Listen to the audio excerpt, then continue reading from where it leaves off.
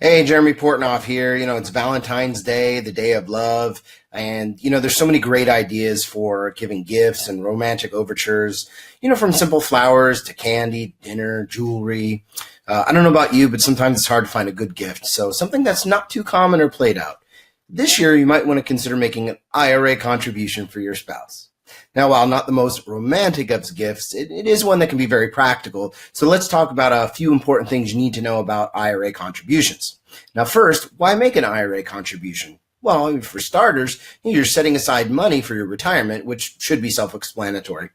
Second, there can be some tax benefits to IRA contributions.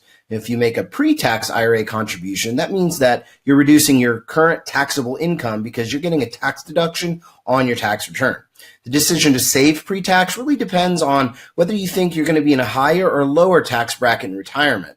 Now, if you think it'll be lower, then pre-tax is the way to go. If you think it might be higher, then you might consider a Roth IRA contribution.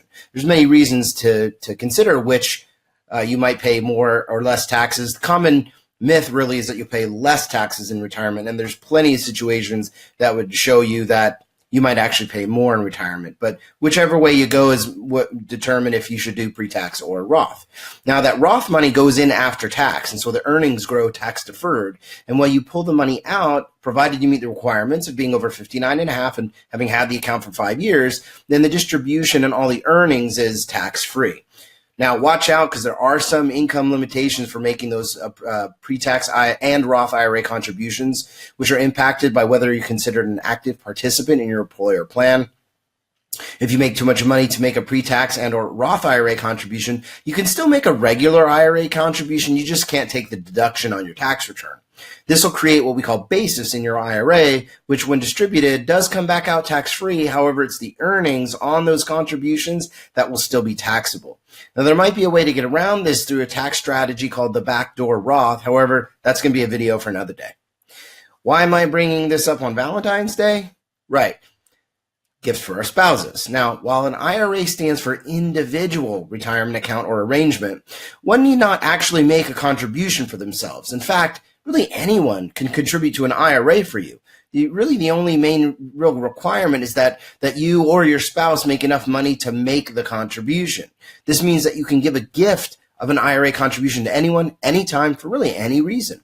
More specifically, you do not need to have that earned income to make an IRA contribution because your spouse can do it for you from their income, or you for their IRA from your income. So, for example, if you have a teenager who's got a summer job or something, you can actually use your money to make an IRA or Roth IRA contribution for them, kind of jumpstart their retirement savings.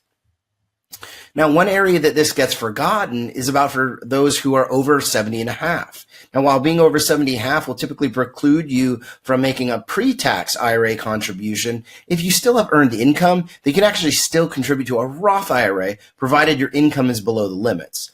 So in the spirit of marital giving, if your spouse is over 70 and a half, is not working, but you still are, then you can make the contribution for your spouse. Even if you don't have the extra cash flow from your actual income to make the contribution, you can use existing savings from non-retirement accounts and basically put that money into a Roth IRA where the earnings on those monies become tax-free going forward. So many people are not aware of this little tax planning nugget because they assume once they're over 70 and a half and or not working that they can't contribute to an IRA any longer. But we see that might not be the case in certain situations. So this is one of many of the reasons to work with an educated advisor who help you make smart decisions with your money. So if you have any questions about IRA contributions, then click on the link below above to schedule a call. So happy Valentine's Day.